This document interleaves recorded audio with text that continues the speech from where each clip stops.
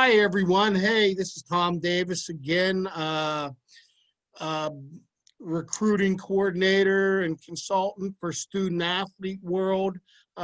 Just going with another coach in my series. Today I have Coach Addison Rouse. He's a good friend of mine. We've worked together with kids for college. Coach Addison Rouse was the head coach at Salem University in West Virginia and is now going into his first year out at St. Xavier out in Chicago, an NAIA school. So pay attention because we're going to get into some differences with NCAA and NAIA stuff. And Addie, it's good to have you here. Gave you your introduction. Give us a little background and bio on yourself, sir, and it's your show.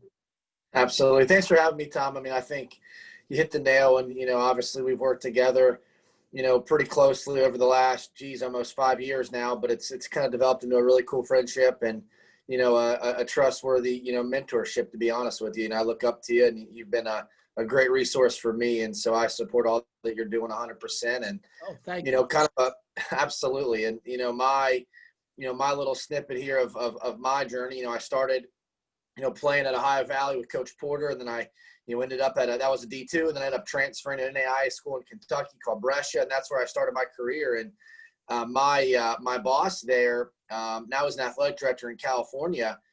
He brought me in my senior year and goes, he knew that I wanted to coach. And that was a dream of mine to make this a legitimate career. And I came in his office and he said, do you have a passport? Yeah. I've been international before. And he goes, well, how would you like to coach American Legion ball in Medicine Hat, Alberta? And that's up in hockey Canada. Country. Yeah, Alberta, Canada. They play in the state Montana Legion program. And, I'm from the greater Cincinnati, northern Kentucky area where, Legion's not like it is in South Central PA. But there is no Legion. All it is a travel ball. And so I had no idea what I was getting into. And I went up there and I kept coming back. I spent 4 summers there to kind of start my journey. And I started off as a volunteer at Brescia as an assistant. And then, my big break was as a GA at Henderson State in Arkansas, D2 down there, and a really good league. Was in the Gulf South Conference, and now it's in the Great American Conference. And the second week I was there, my boss got the head coaching job at Arkansas Monticello, and they bumped up the head assistant. So now I'm 22 years old, and I'm almost operating as a head assistant coach at a really high level Division II. And I had no idea what I was doing.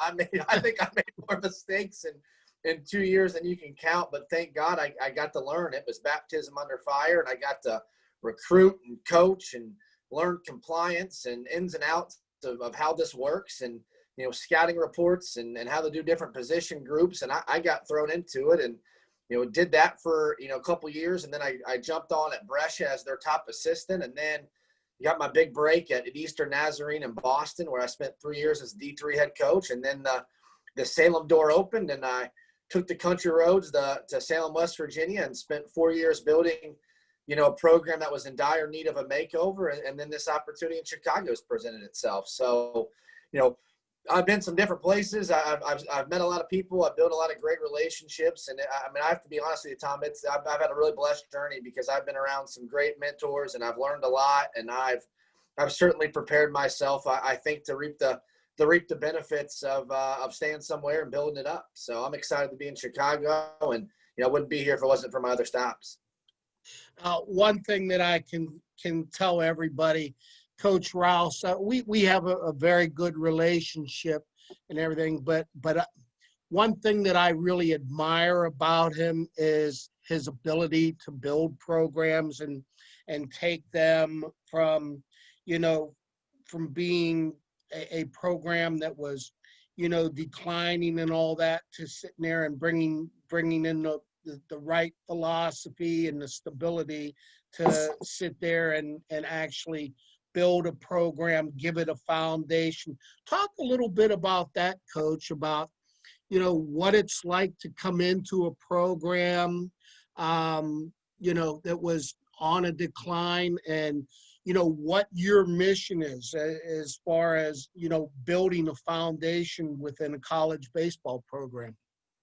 No, absolutely. It's a very open-ended question. I love to dive into that. I think, the three, and there's three tiers to it, honestly, Tom. I think that the number one most important thing, and people, the word culture, it's a buzzword right now, but I think you have to figure out who you are and what you are, and you got to live it. You got to walk into it every day.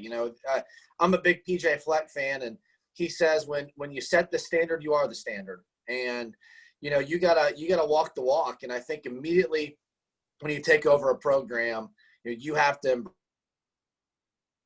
embrace, who you are, what you are, and then you got to start building that. When we came into the program at Salem, it was brick by brick, and we wanted to lay a strong, firm, sustainable foundation. And we told those guys that we inherited, we said, listen, like, we're gonna love you and we're all in on you, but like this thing, we're building and we're putting blocks in place, and you're either gonna be a block or you're not gonna be a part of the foundation. And those guys obviously embraced it. And that first year we had 16 kids. They were the 16 strong, Tom. And I think our culture is what laid that foundation, because it wasn't identifying talent, it wasn't going out and all of a sudden offering three big arms. It was setting the tone to who we were and what we were. And so I think when you take over a program, you need to be authentic in that. You need to be true to yourself, and you need to live by it every day, because I think, that's, you can't fake it till you make it. You got to be genuine and real and let that build itself from the minute you step on campus until obviously the minute you leave, and hopefully you left it better than when you found it. I think number two, Tom, my other pillar is you just got to work, man. Like, it's in the dirt. It's all about deposits and putting it into time. Like, I think, people, obviously I take it with a great deal of humility. People have complimented me on, my recruiting abilities, and it's just, I work hard at it. Like, there's no specialty to it. It's just putting in time. It's building relationships, and it's working at it diligently. It's getting people in front of you. It's setting up visits. It's being on the road. I mean, I met you on the road. It's being a face and a personality, and then being true to yourself and selling that in a way that's not, you're not a used car salesman. You're investing in a kid's life for 4 or 5 years. That's got to be real. That's got to be authentic, and that's got to be true to yourself. So I think you just got to work really, really hard and on the recruiting trail. And then I think number three, Tom, is when you're building a program that's in dire need, is just embracing where you're at. I think you can't get caught up in looking at all the flaws and all the, things that need monumental, but Noah didn't build the ark in a day. Like, you got to start from the ground up. You got to realize that it's not going to be perfect. When you take over a program that's 10 and 40 versus 40 and 10, things are different there. Like, the level of talent's different. The school's different. The resources are different. The budget's different. There's going to be factors there that are in and out of your control, and you just got to work with what you have and not make excuses. And it sounds cliche, but you got to put your nose down and you got to adapt, and it's got to be your dream job. You have to step into it going, this is the best place for me. This is my dream job right now, and I'm going to work every single day like I'm trying to win a national championship, whether that's a reality or not. When you have that mentality, it should get you up every day to go to work and build a program. Oh, you know what? Those are some really good insights, and I love your answer. You were talking about being on the road and everything. You know me. I travel. You travel. We met on the road. We talked, set up, built that relationship from ground up. And the one thing that I can see when I always talk to you, and you talked about it, is your enthusiasm for recruiting and going and getting these kids. And it's like you said, recruiting. You're asking a kid and a family to sit there and, hey, I want your son. I'm going to be looking after him the next 4 years. You're not going to be there. So basically, you become that father figure and that person that they're gonna follow, and getting those right kids in to fill those building blocks and everything that you talk about for your program is awesome. Want to go into now, because you've been all around. You've been at different levels of NCAA baseball. Now at St. Xavier, you're out there in the NAIA, Coach Rouse. And in all seriousness, give us your viewpoint. Different. There's, I think, so many people that don't realize some advantages that NAIA schools have, and the differences between the NCAA and the NAIA. As somebody that's been there and lived it, give us your insights on the differences, advantages and pros and cons, NCAA, NAIA. That's good. Yeah, I think, right off the bat, there's just some formalities that are pretty black and white. In the NAIA, we're allowed 55 games at our level. I know when I was at the NCAA level, you're only allowed 50 at D2 and 40 at Division III. We have 12 scholarships versus 9 at the NCAA level. We are equipped. Most NAIAs are enrollment driven, so you may carry some more players, but as well as I do, that's kind of the NCAA model now too for some of those small schools that need the enrollment numbers. So we're able to offer a little bit more money there, play a little bit more baseball. I think it's also traditionally, and this isn't a negative because we're a high academic school in Chicago. I mean, we have high academic standards here, great business programs, some other programs that are held in high regard. But oftentimes, some of the NAIA schools have a little bit more leniency on qualifications. That NCAA, they're pretty hard on that now. I mean, they don't budge. And here at the NAIA, there's some, we can get some borderline kids in and give them a second chance to get it right. You know what I mean? They get in and didn't work out with an NCAA school and their grades were bad, and maybe we can give them a second chance and get them on the right path to get a really good degree and keep playing college baseball. I think also, and those are just some black and white differences. I think there's also a lot of similarities. I think that's the problem of people that have only been in NCAA their whole career, Tom, and you just like me, we've seen it all. I think in our outside world, there can be a stigma there. Oh, it's NAIA, not Division II or whatnot. And, in my opinion, I like to group it in the big three. You go D2, D3, and NAIA. And if you look at, our landscape, and I'll use PA since we're right here in the neck of your woods. I mean, if you go and you have a small Division I in PA, and then you strap on LaRoche, and then you put, let's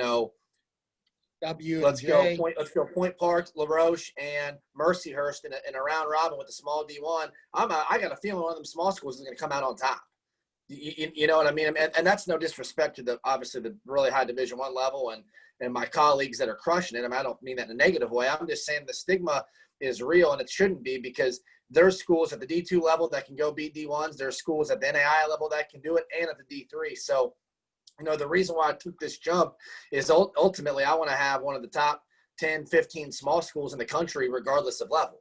I want that to be, a recognition across the board nationwide that, hey, St. Xavier is a top tier small school. It's in the same caliber of a Georgia Gwinnett and Tennessee Wesleyan and Southeastern and, those guys. And we want to be held in that same regard. So, I think when you look at the landscape, I think there's a lot of similarities. It's just a lack of education, and it's just a lack of understanding that landscape and that dynamic. And I think, NAIA provides a tremendous opportunity to compete at a really high level, and obviously play a lot of baseball and develop as, a person and as a player because of the opportunities we provide. Great insights. I want to go now. I mean, you've been around the country, so you've seen, different parts of baseball, travel, high school, everything like that.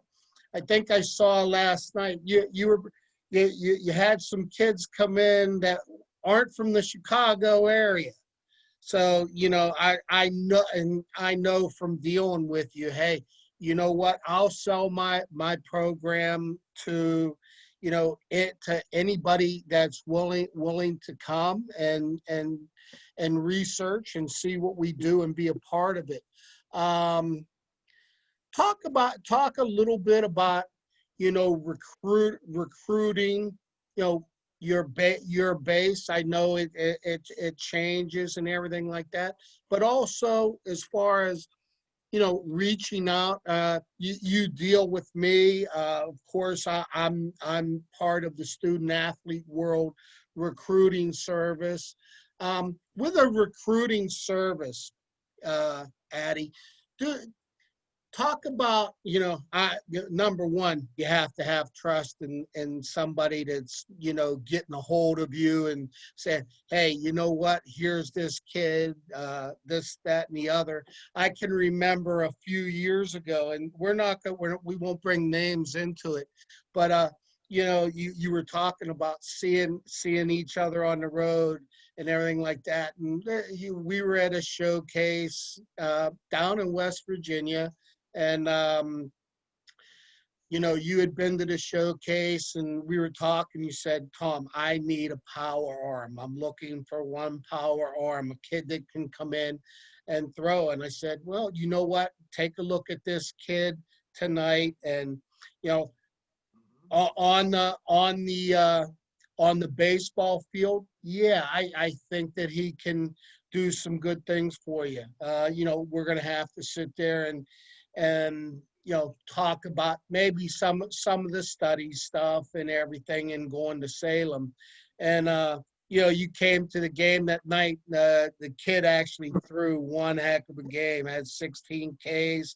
Oh yeah. And you're looking at him from behind, and I said, what do you have him on the gun? And you're like, between 86 and 88. And I was like, I was telling my coaches and everything, I'm like, I'm going to tell you what, I said, this kid picked the best time in the world to sit there and throw like this. I mean, quite capable, but I mean, everything was on location, secondary pitches and that.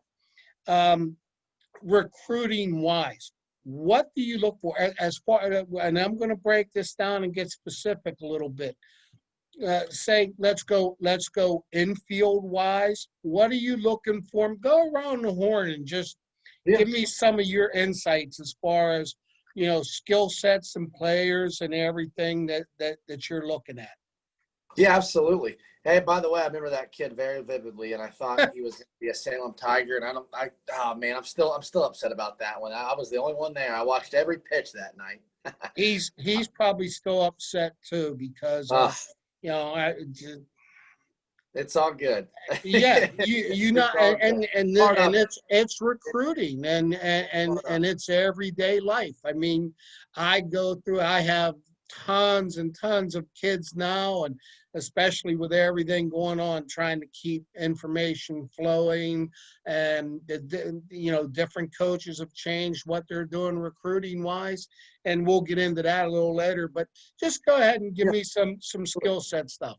Yeah, I think, obviously if you want to start around the horn, I think third base, we want a physical guy. I think that's a power position for us. We want someone that fits the look test, that's, that has some build to him, that can be a power guy and cover a lot of ground in our infield. At shortstop and second base, we just want a premier athlete. I'm a tools guy. I want actions. I want it to look good. And, I want him to pick it, obviously, but we like a guy that, you can clearly tell up the middle, they're our best athletes. They look the part. The actions are good.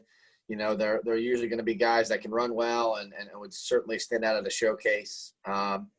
First base for us is a guy that's going to have to be fit the old school donkey gorilla mentality. We want a big old boy, that can leave the yard and cover a lot of ground. And obviously I want them to be athletic because that's our style, but just a big old bat. I mean, we need a guy that if you put him at first base, he's going to hit 8 to 10, Jimmy's a year and be a solidified middle of the lineup bat. The catching position, I think the biggest thing is you want the total, you want all of it. You want the total package. You want a guy that can block and receive well, throw guys out, all that stuff, catch and throw well. I think, with our offense, if the guy's got a hit tool as a catcher, it's a plus. We really just want a guy that's going to be, steady Eddie back there. No pass balls, can limit a run game, can handle our staff, can handle the demands of a lot of baseball games, can catch back-to-back days. Like, if he hits, it's a bonus. We just want a guy that's going to be steady Eddie. And then our outfield, we want, 3 center fielders, essentially, and we'll figure out where they play. I mean, we want guys that can run and a couple guys with some power bats and guys that can steal bases. And if we got 3 center fielders, we'll figure it out. You know what I mean? And then on the mound, I think, let's just be honest. Everybody in America wants velocity. Everybody wants, pitchability. I mean, but we're just trying to get those guys. I think, at Salem and my other stops, you were trying to get that guy that was projectable, that could develop into that, 82, 84 arm with upside to grow even more. And I think, now that we're in Chicago, we're trying to go with an 84, 86 guy with even more room to get even better.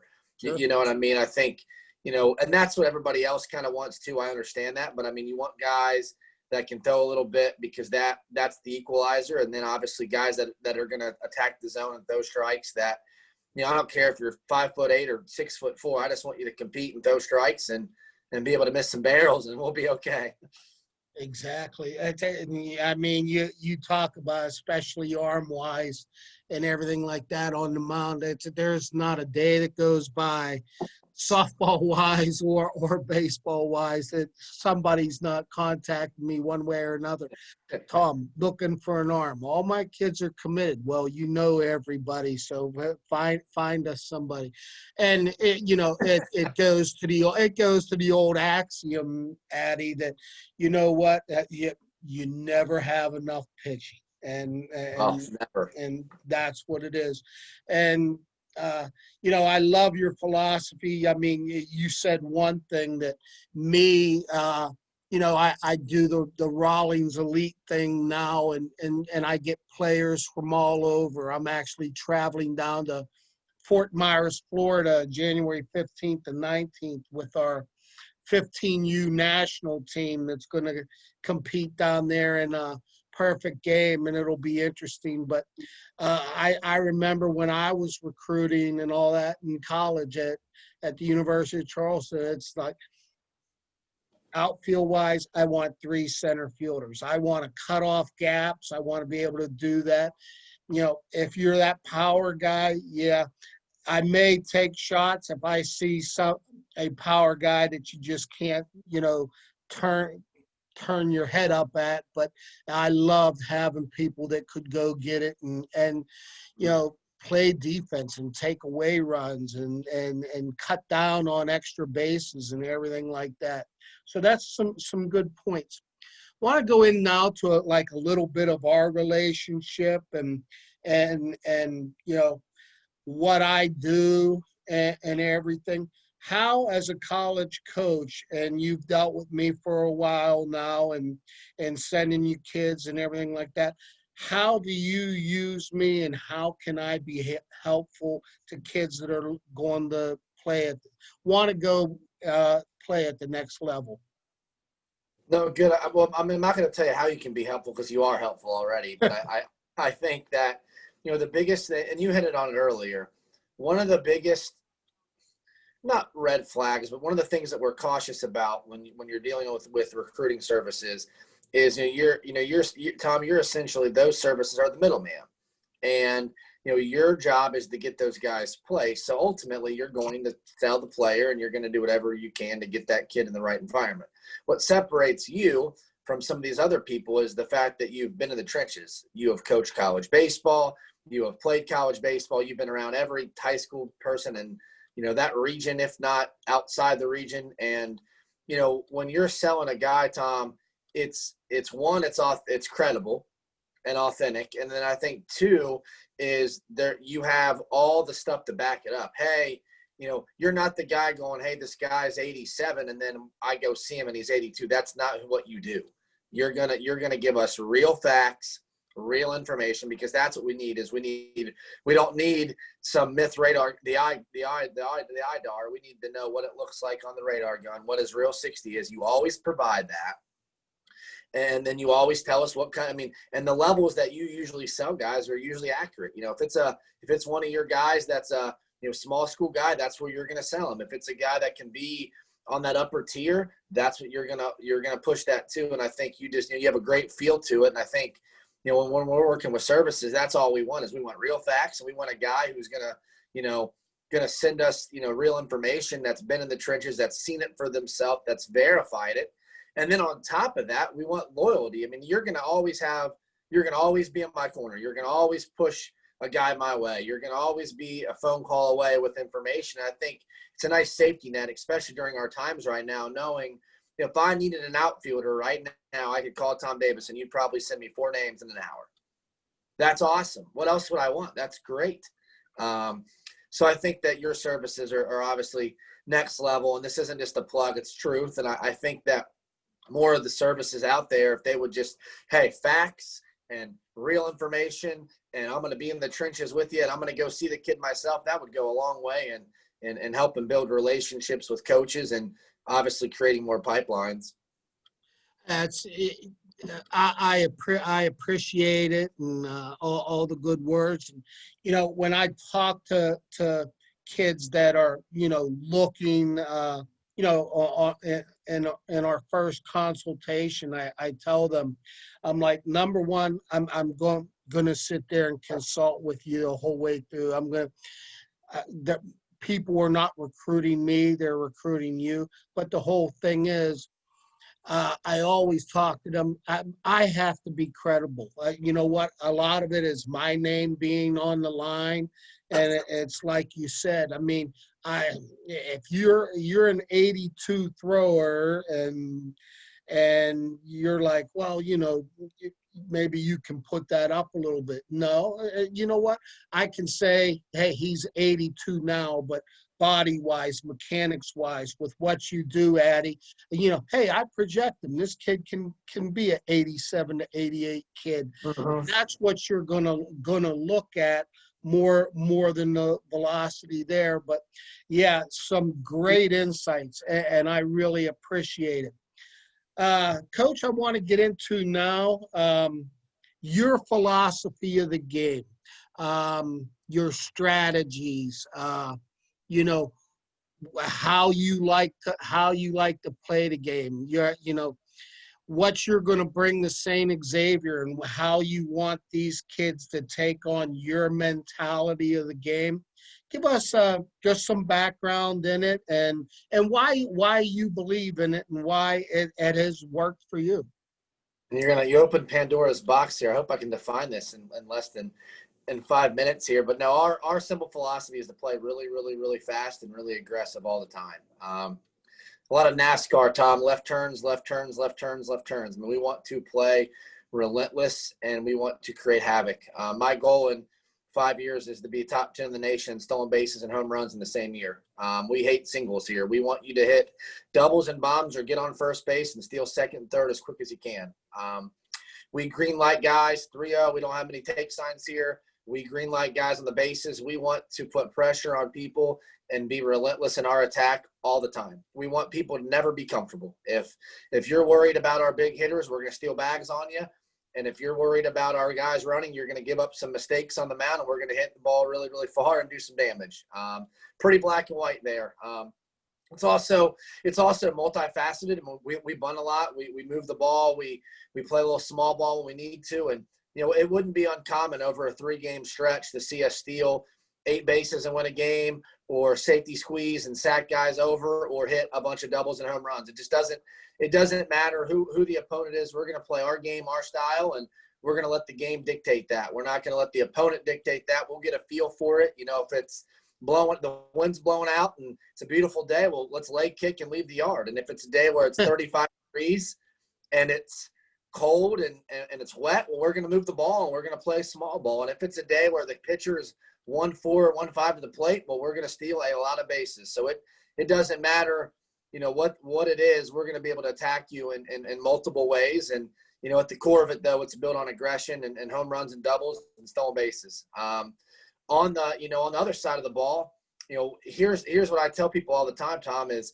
you can't, and you're a football guy, so it's a football analogy. Most of the time, if you win a football game, you're going to control time of possession.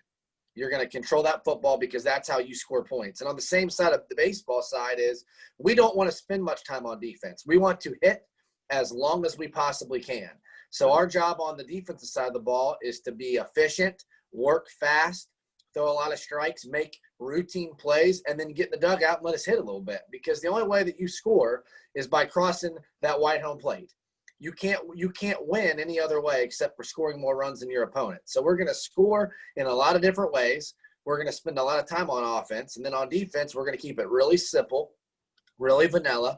We have like 4 bunt coverages. We have like 3 picks. That's it. We're going to do those 7 things really well. And then we're gonna make the routine plays. We're gonna throw strikes, and we're gonna get in and out, and then we're gonna go do damage. So, I know I kind of got on a tangent there, but that's what we are. I mean, it's hit all day, get in and out on defense, and then let's do and repeat for 27 outs. That's you know what? It's sort of that I love it. It's sort of that old school, big time JUCO route.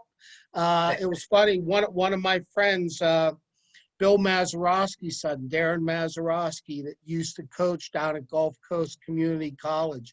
We would go down when I was coaching at UC. We would go down there on Southern Trip, and I just loved to sit there and pick his brain. In fact, his father-in-law was a lawyer and served as my agent when I was doing my stuff with the Red Sox and everything like that. And it was so funny talking to Darren. He's like, I get people that he said, pitching wise, I get people that throw 85 miles an hour and throw strikes. But number one, Tom, I have in this JUCO route and being a top 5 JUCO team, I have kids that can rake at the plate. And you know what? We may give up 12 or 13, but we're going to score 15 to beat you. And it was so funny. The other thing that I really get out of hearing your stuff, Addie, is it's got to be fun to play for you. Yeah, I mean, you give people a lot of leeway. Hey, we're green lighting you on the bases.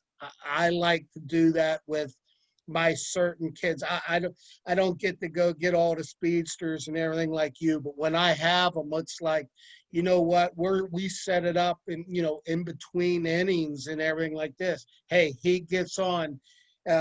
You're giving him 2 pitches because I want him moved up. Okay, you got 2 pitches to sit there and make your thing and go. And I think that you can adhere to this a little bit.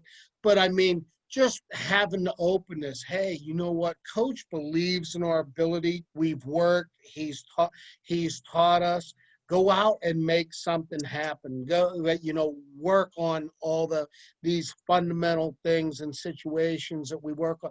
You have to do a ton of situational work in your practices and all that with the way that you do things. I really think there's some really great points and some insight as to how different coaches run their programs.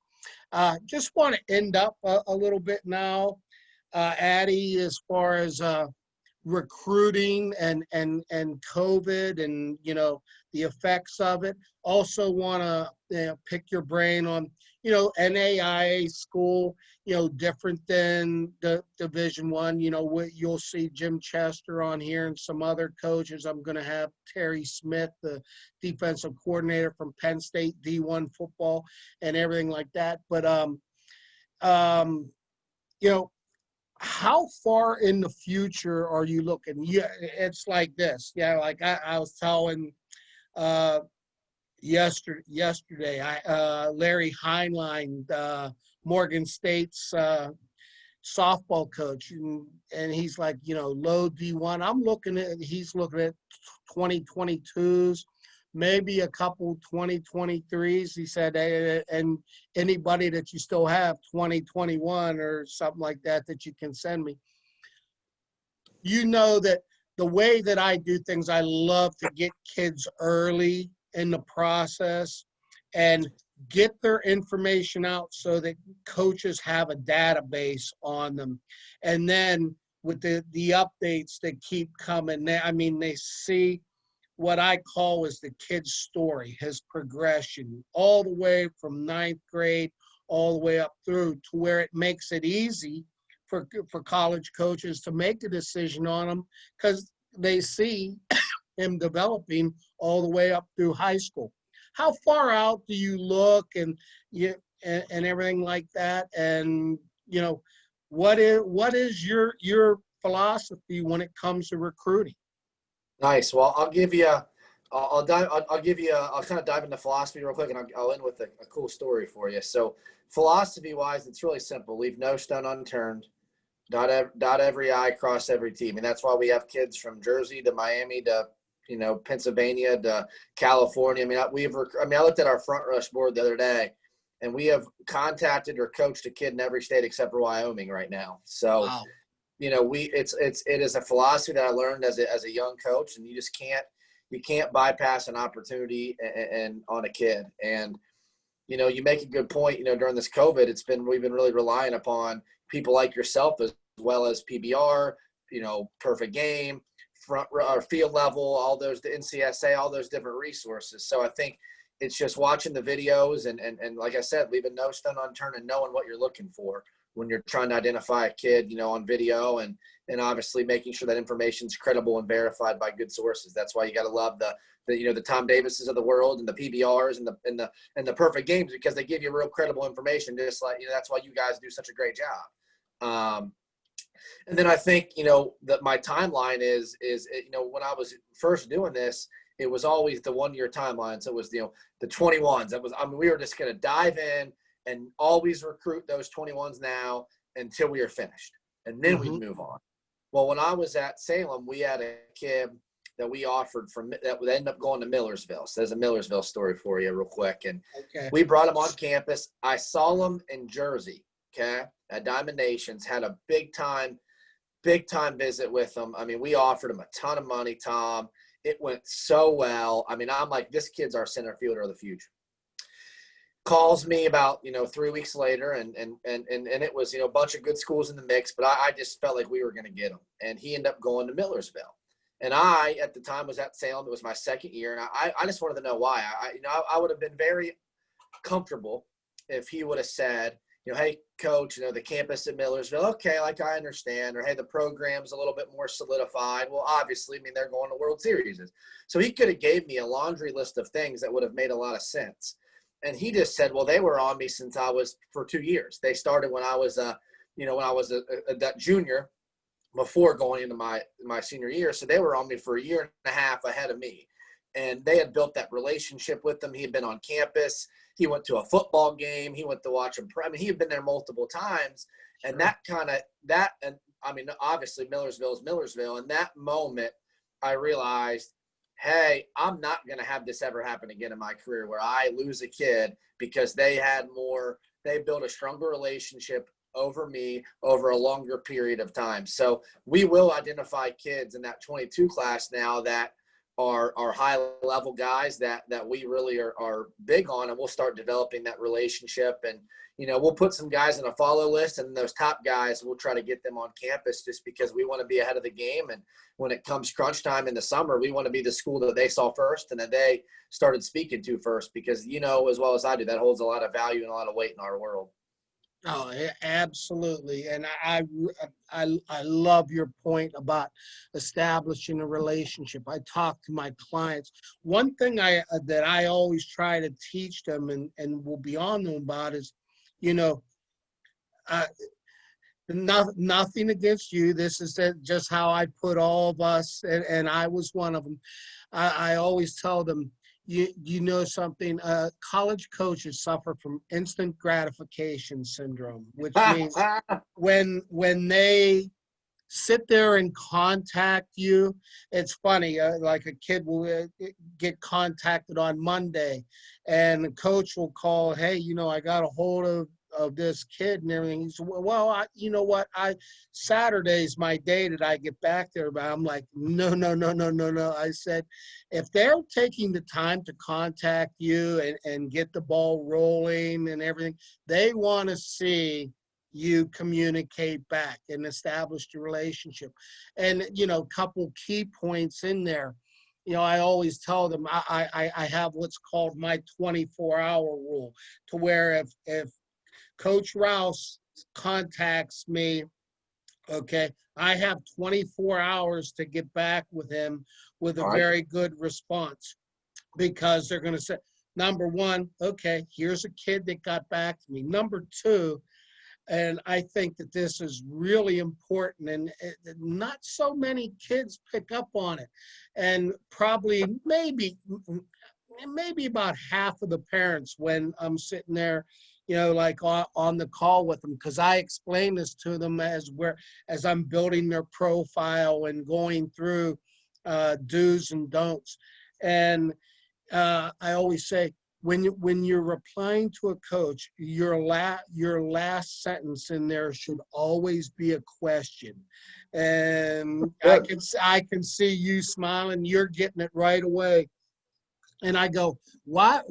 And I ask the kid, why do you think that I'm telling you this? And they're like, I don't know. And then there's some that answer right away. Number one, you want the coach to respond. Okay. And coach, just like you did, I mean, you say, oh, this is great. And, kid they're trying to establish, something with me, some communication, dialogue, and lines and everything like that. So, I mean, it's real important now. Tim Ryerson, our president at Student Athlete World, when we were doing our interview, made such a good point. And back in our day, it was funny. I said, I recruited for football and baseball, and everything was done through letters, telephone calls, and visits to schools or visits to home. And that's it. Text right here. I got you. And it's all time. Now I'm like, if you're not a social media person, and number one, I think just the overall ability of kids being able to talk to coaches and communicate that way, I mean, it is just such a big thing. Tim called it the iPhone age. Kids now get their iPhone at 5 years old. They text. That's their way of communication. It's so funny now. I mean, some prospects or clients that see this interview will know what I'm talking about. It's like, I will usually get contacted. I'm like, direct message me or please call me. I'll publish my phone number for you to get in touch with. But they want to go back and forth about what I do and everything like that. And I'm like, hey, do you have 15 minutes for a phone call? Yeah, let's talk. It's like, yeah, I'll get there. 15 minutes of talking on the phone can beat a week's worth of text messages, because you don't get the whole message and everything like that. You're 100% right. Really some good points. Just to close up a little bit, COVID. How's it affected you guys out there at St. Xavier and NAIA? Yeah, so the NAIA has really followed typically the NCAA. It's kind of a that dwindling effect. So when the NCAA came out and said, this is what we're going to do at the D1 level, you saw with the D2 and D3, and we're kind of following that same model where we've followed a lot of those guidelines, just like the NCAA has at our level. Obviously Chicago's the third largest city in the United States. So we've been affected, pretty heavily in the city. They've, restaurants and stuff like that's been shut down, but we are under a loophole because we're higher education. and we're a private institution. So we have been hybrid. The kids were, on ground. Some were online. We did all our weightlifting in pods. We did all of our individuals and our practices in pods. So, we've done a really good job of monitoring and adhering to the standards. And it's put us in position where come January, I think we're going to get to go full go, and obviously we got to be careful, Tom, and mask up. And whenever this vaccine comes, I'll be the first one in line whenever we're allowed to do it. But, I think the reality is it's just a matter of, we're privileged. I mean, we get to do baseball January the 4th and January the 11th with when we start. And we just need our guys to, follow protocol. And I think if we do, I feel very confident we're going to be able to play. Our spring break got canceled. That happened pretty much. A lot of people are dealing with some things like that. Some games are, I know some NCAA buddies, they cut some game limits. I still have our full schedule. So, I know it's not going to look exactly how I want it. When you go, Windy City plus pandemic plus, all the other variables, I know it's going to be, there's going to be some weather. There's going to be some flare-ups, but I think if we manage it well, my hope is myself, you and my colleagues, that we get a chance to play baseball in the spring, because I think a lot of people have taken this fall to really learn, okay, this is what we got to do in order for us to have our season. So, I'm an optimistic, Tom, and that's my personality, and I'm hoping come the new year, man, it is go time, and I'll wear that stinking mask all year long if we get to play baseball. So let's see what happens. Well, Coach, I just want to really thank you for taking the time to sit down with me, and also give some. That's not me on the phone. That's my office there. Someone's calling me.